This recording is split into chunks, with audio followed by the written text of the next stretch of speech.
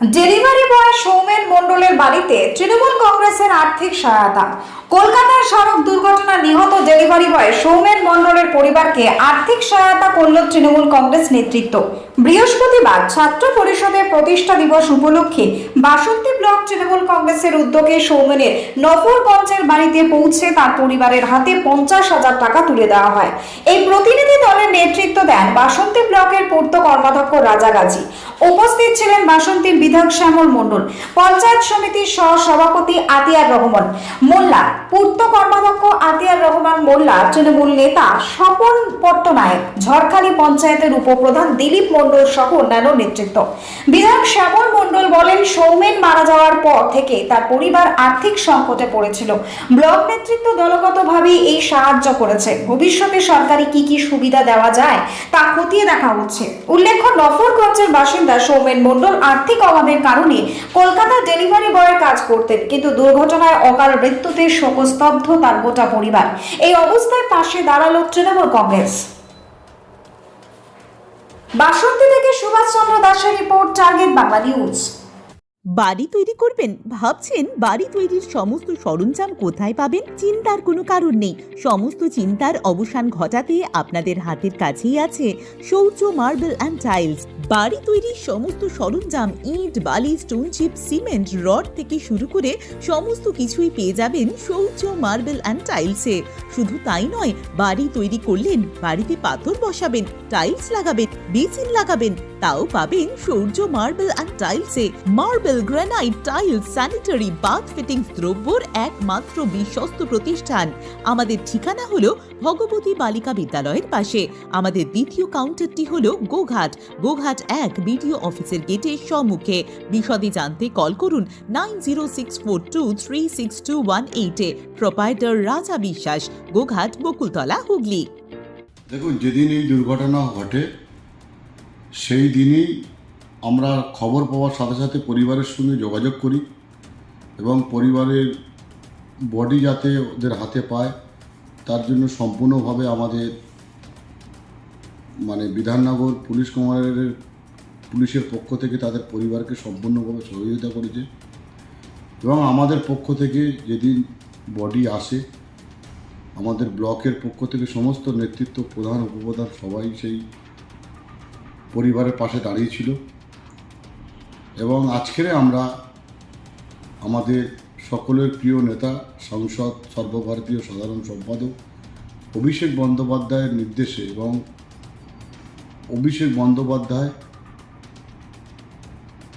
অনুপ্রেরণায় তাদেরকে আমরা কিছু সাহায্যের হাত আমরা বাড়িয়ে দিয়েছি এবং আমরা পরিবারের অভাব অভিযোগের কথা শুনেছি এবং পশ্চিমবঙ্গ সরকারের, আমাদের মামাটি মানুষের সরকারের যতগুলো প্রকল্প আছে তারা সেই পরিষেবা পায় কি না সেগুলো আমরা খোঁজখবর নিয়েছি। সর্বসাকুল্যে আমরা বলেছি যে আপনাদের পাশে দল, নেতৃত্ব এবং নেত্রী এবং অভিষেক বন্দ্যোপাধ্যায় আপনাদের পাশে আছে। আপনাদের বক্তব্য আমরা নিশ্চয়ই উচ্চ পর্যায়ে বলবো।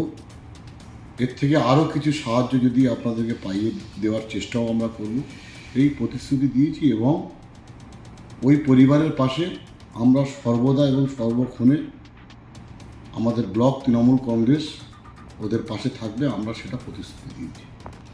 বিরোধীরা বলে এরকম সাহায্য শুধুমাত্র দলীয় প্রচার, এই অভিযোগকে কি বলবেন? দেখুন, বিরোধীরা কে কী বলছে না বলছে সেই কথায় আমরা প্রাধান্য দেব না। বিরোধীদের যদি এত মানবিক দৃষ্টিভঙ্গি যদি থাকতো তাহলে ওরা যেদিন সৌমেন মারা গেল সেদিন থেকে আর আজকের দিন পর্যন্ত 2 সপ্তাহ হয়ে গেল, একজন বিরোধী যারা বলছে তারা তার পরিবারের বাড়িতে গিয়েছিল, তার পরিবারের পাশে দাঁড়িয়েছিল।